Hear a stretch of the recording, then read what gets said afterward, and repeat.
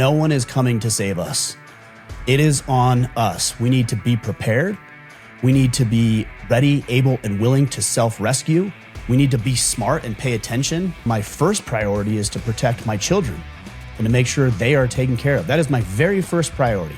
Do you guys have evacuation routes? Do you have meetup points? Do your kids know how to drive a vehicle? Do they know how to dial 911? Do you guys have backup batteries?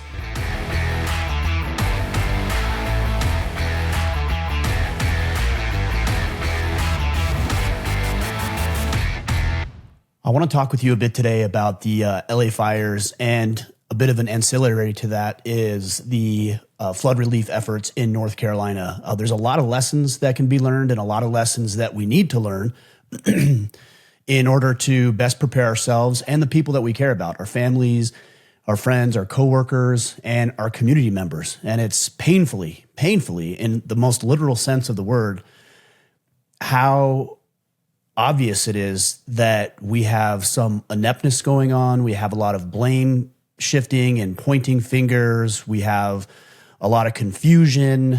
Clearly, there's some things that need to be addressed when it comes to these issues. And today I'm going to talk with you about 5 things that I think we can learn as men that will help us be better protectors, providers, and presiders. Now, as I talk a little bit about these lessons, the last thing I want it to be is something that is insensitive. And I realize that family members are missing, people's loved ones are dead, that their homes are destroyed, that their memories are burned to the ground. I understand all of that. And I can certainly appreciate, for lack of a better term, to some degree, what these people must be going through. So I want to be aware of that and present of that as I talk about the issues and as I talk about things that we can learn. And I think both can exist. We can be sympathetic and empathetic towards what people are going through and also work to extract the lessons that we ought to learn from these horrific and tragic experiences. Before I get into all of that, I do want to say my friends over at Montana Knife Company are doing a fundraiser to go to disaster relief in North Carolina for the hurricane and then also for victims of these California LA wildfires. So if you go to montanaknifecompany.com, they're doing a special thing. They've got a Come Hell or High Water t-shirt and a Come Hell or High Water Zippo. And for every, if I understand correctly, $5 that you spend on either of those or both of those items, you get a ticket to a giveaway that they're going to do. This is a custom Damascus steel knife forged by Josh Smith. And if I understand correctly, the handle is an antler from country music singer Chase Rice's bull that he shot. So you can win that. But in addition to that, the cost, every dollar that's made towards those shirts and those Zippos goes straight to relief efforts. So if you're trying to figure out how you can support and donate and do your part in some small way, montanaknifecompany.com. It's right there on the home screen. If it's not, just type in Come Hell or High Water and you'll get a shirt, you'll get a Zippo, and then of course you'll be entered in to win the knife, the custom knife made by Josh Smith. And I think there's some other giveaways with other great organizations that wanted to get involved. So check that out. All right, guys, well, let's talk about this. Let's go through the stats. Number one, 24,000. These might be a little outdated now, but 24,000 acres burned over 12,000 structures destroyed and demolished and brought to the ground. And as of right now, the latest death toll that I heard was 25. And I'm sure that's going to be, unfortunately and tragically, so much higher than that because there's many, many people missing. And I think at this point, the efforts are going towards stopping and containing this fire. And then there'll be recovery efforts from there. So I'm sure that death toll, unfortunately, again, rises. And you have guys like Gavin Newsom, the governor of California, Karen Bass, the mayor of LA, and they're pointing blame, they're shifting blame, they're not taking responsibility, they're not really answering questions honestly. They're being very political, which I wouldn't expect anything different from politicians, but we need to hold these people to account. We need to ask them to take responsibility, and we need to hold them to task when it comes to managing our towns and our cities and our states and even this country. You know, if Gavin Newsom could literally do nothing about these fires to better prepare, then why is he even in office? Why do we have governors? If their job is not to be aware of these disasters that could come up and the threats that are present to our communities, then what is the point of even having a governor? Either it's your responsibility and therefore your problem to deal with, or we don't really need you in office at all. That's the only two options there. So let's start holding some of these politicians to task, and people need to lose their jobs on this. And if there's gross negligence, there needs to be some criminal penalties as well. It would be the same if you were driving down the road and you were on your cell phone, and instead of paying attention to the road and you accidentally hit a pedestrian, you would face criminal penalties and liability. So let's not rule that out of the equation when it comes to our public officials in gross negligence, when it comes to cutting budgets, mismanaging finances, putting other initiatives like DEI initiatives and other projects ahead of the important projects that your taxpayer dollars are going towards. Something to keep in mind. But let's break this down. Number one, guys, we need to understand that no one is coming to save us. It is on us. We need to be prepared. We need to be ready, able, and willing to self-rescue. We need to be smart and pay attention. I've seen in some of these natural disasters where people will dig in their heels and they'll let their ego and their arrogance get in the way, and they won't listen to evacuation orders, and they'll stick around way too long and, put themselves and other people in harm's way, potential death. I think if there was some sort of a warning here in southern Utah where I live, I would do whatever I could to get me and my family to safety, even if it meant some of my own personal sacrifice. I'm not going to sit around and wait and hope that things work out. I'm going to be smart about making sure my first priority is to protect my children and to make sure they are taken care of. That is my very first priority. And everything else is secondary to that. So I'm going to make sure that we have food, that we have training, that we have supplies, that we have vehicles, that we have gas ready for the vehicles, that we have skill sets that we would need to learn, that we have evacuation plans. How many of you have a plan with your family if there was a house fire or an earthquake or an intruder, that you've actually gone through and you've drilled with your family what you would do in each one of those situations? And if you haven't, there's room on the table. Do you guys have evacuation routes? Do you have meetup points? Do your kids know how to drive a vehicle? Even if they're underage, do they know how to drive a vehicle? Because if you've got a 14-year-old child and you can't drive, or you're incapacitated for some reason, can your 14-year-old drive you to safety? Do they know how to dial 911? Do you guys have backup batteries? One thing that my friend and fellow co-host with this podcast said, Kip Sorensen, is he's got ham radios. And he's got a group of guys in the community that also have ham radios that are talking about what I don't really know. I need to get into this and look into this. This is one deficiency for me, but how they can communicate, what channels they need to be on, and how they can rally around each other in times of chaos and death and destruction, which is what millions of people are dealing with right now between Florida relief efforts for the hurricane several months ago and what we're seeing here in these fires in LA. I mean, this is going to be the most costly. I'm talking tens of billions of dollars. I think I heard $60 billion roughly, just under, of potential damage from these fires. This is catastrophic. And these cities are just being burned to the ground, and it's not over yet as of this recording. So it's probably going to go on longer, and I think we need to be a little bit more prepared. Get yourself out of there. Get yourself into a better situation where you're safe and you're secure. But in the meantime, for those of us who aren't confronted with the immediacy of a natural disaster like this, we ought to be thinking, what are our weak points? Where can we be better? How can we improve? You can go to the podcast that I've done with Mike Glover, Fieldcraft Survival, and listen to some of those. You can go check out Fieldcraft Survival, and he'll have some really good ideas for you on what you can do and resources to improve your own personal situation when it comes to these things. But again, nobody's coming to save you. It's all going to be on you. Number two, if you don't already know this, and most of you listening to this do, the government is absolutely inept. It's expensive, always very inefficient. The government is self-interested. It's just designed to just keep feeding the monster of big government. And we can see in situations like this how negligent things were, how mismanaged things were, everybody pointing fingers at somebody else. I heard Gavin Newsom say that it wasn't a state reservoir that was empty, it was a local reservoir, which, okay, we need to evaluate honestly and objectively what's going on. But those kind of things, especially in moments like this, not only do they look like finger pointing, they are finger pointing. Yes, you can figure out who dropped the ball, but at the end of the day, the buck stops with you. You're the governor of the state. That is your primary responsibility, as is Karen Bass's responsibility for LA as the mayor, the highest elected official in that town.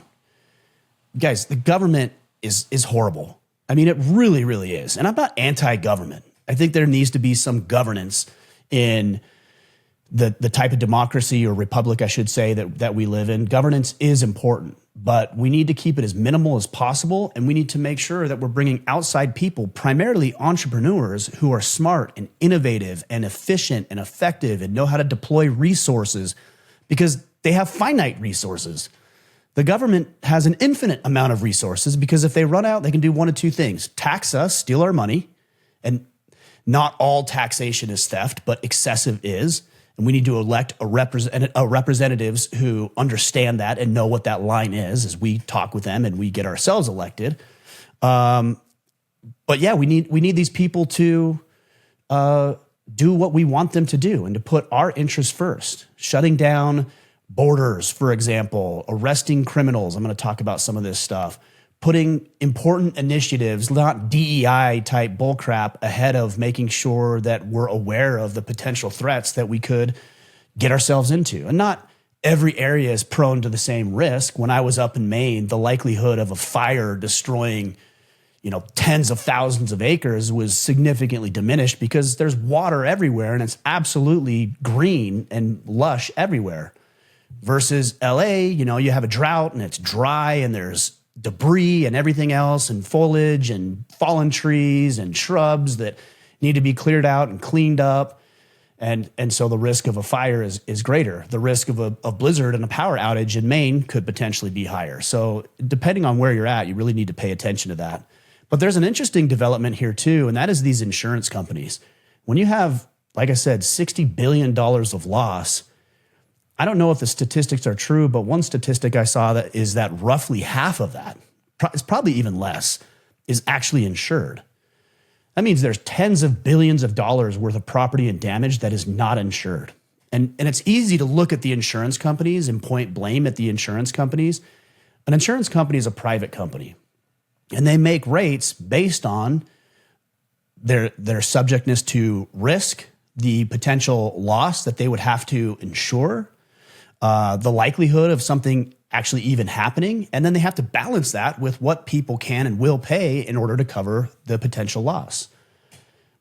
I don't think insurance companies are out there to gouge us. They really aren't. I won't lie, they're not in the business of paying out claims, but they're legally bound to pay out a claim if they need to. But when you have a state or any government that comes in to a private company and says, this is the rate, you won't be above this, or here's the bureaucracy and the red tape and the hoops you need to jump through. Many of these insurance companies said, hey, we can't insure this for that rate. It's too great of a loss for us, so we're out. So these insurance companies stepped away and decided no longer to insure a lot of these properties in these areas, and therefore tens of billions of dollars worth of property and items that are not insured. That's because the government got involved. Now, look, there needs to be some rules in place so that companies can't take advantage of people, can't manipulate people, and can't do illegal things. But determining prices should never be set by the government. There's no regulatory body, whether it's a small local municipality or a federal government, that can predict the cost of things better than a company that has their money on the line. And people will say, well, they'll just take advantage of customers. They might, but it won't last long in a capitalistic society. Free markets are a beautiful thing, because if the premiums are too high and there's competition, instead of going to ABC Insurance Company, I'll just go to X, Y, and Z Insurance Company. And that competition fosters efficiency, innovation, driving down costs for us, the consumer.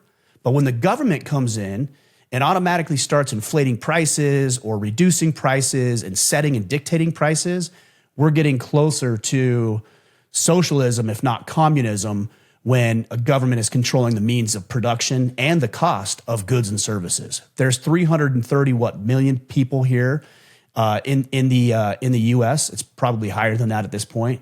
We can determine, 330 million of us can determine better the price of everyday objects like this leather planner or this computer or that light that I have right there or my safe than a governing agency and body coming in and saying that safe should be $1,500, no more, no less.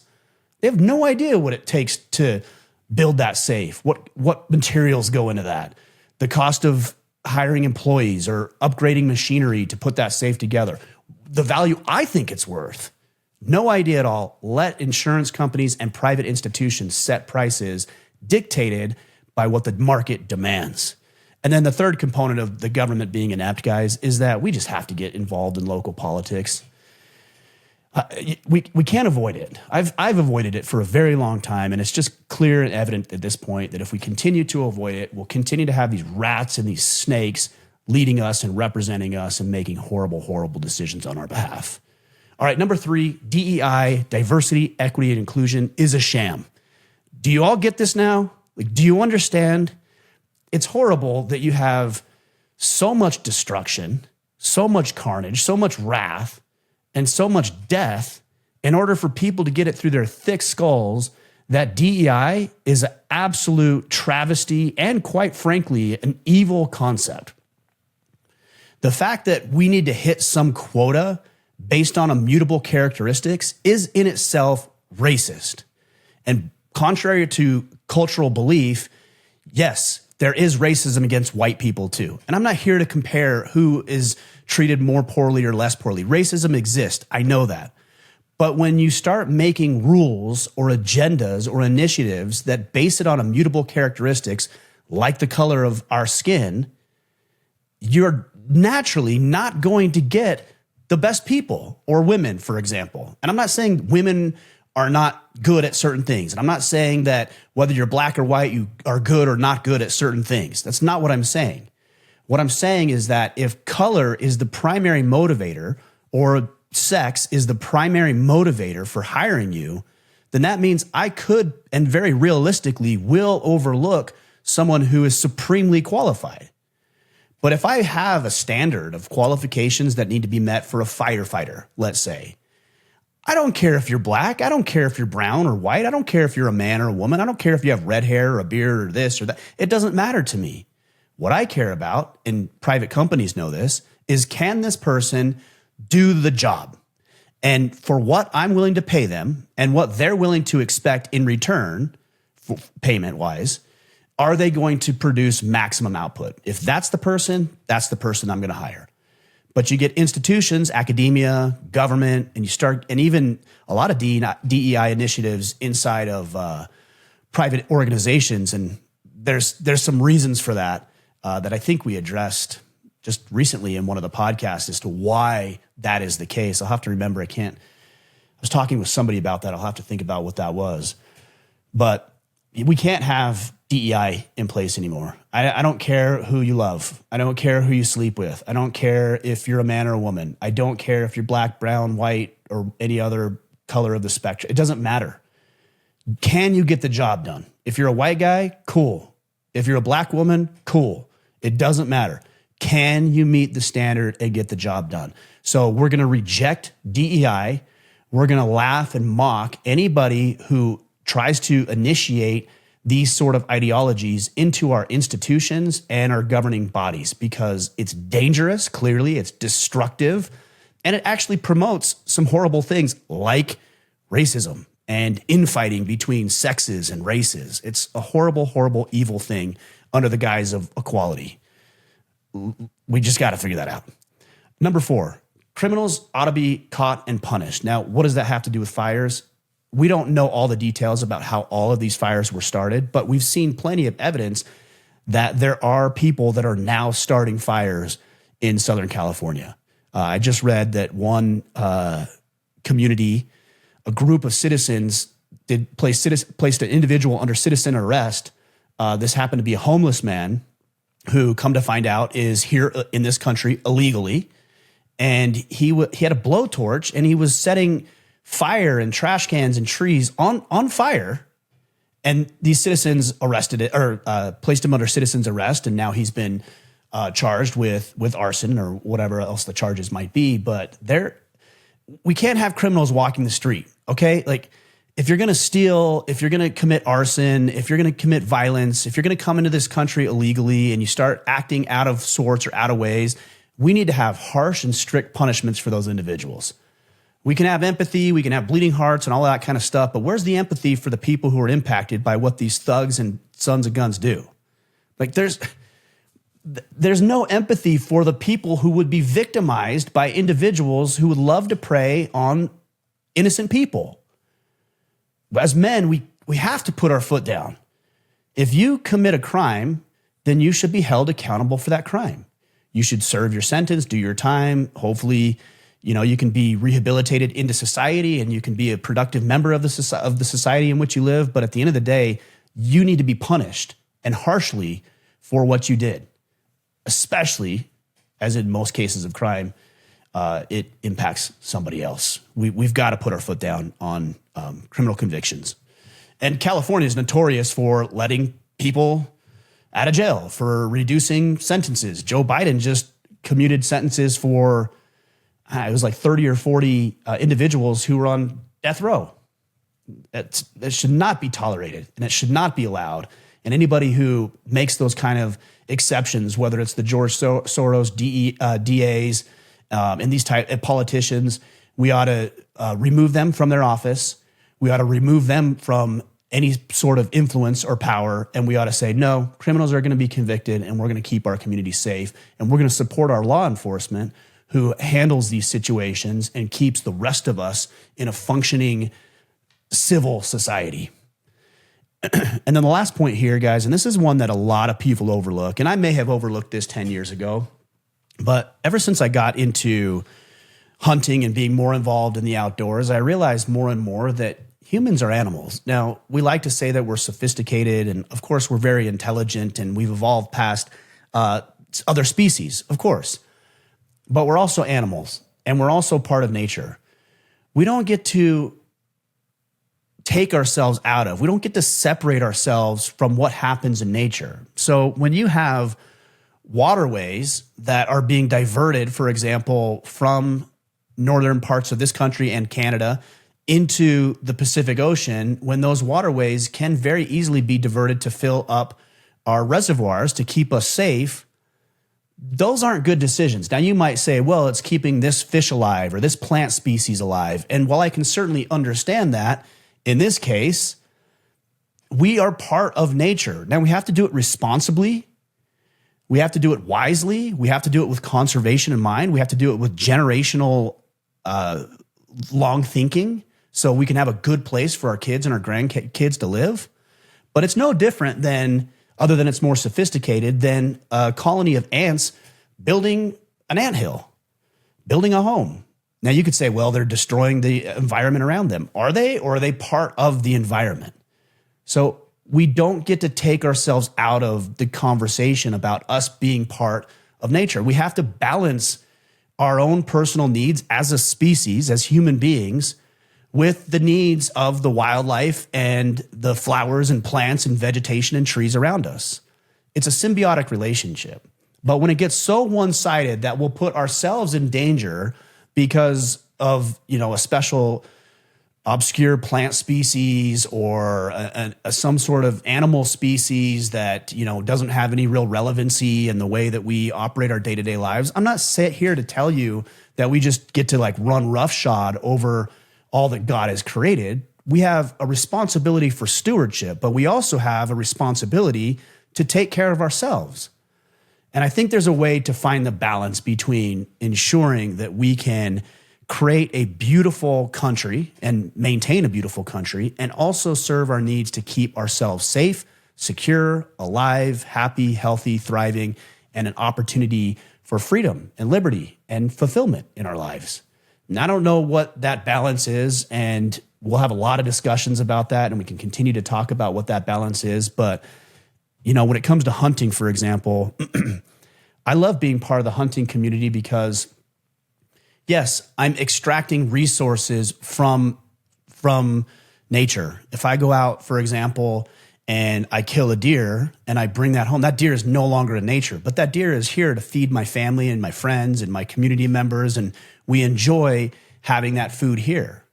But we do it responsibly, and I pay licenses and I pay taxes. I'm actually in nature. I'm close to it. I'm committed to making sure that we have good, local, thriving wildlife and vegetation so that I can continue to hunt, and my kids and my grandkids, if they choose to do it, they can continue to do the same thing.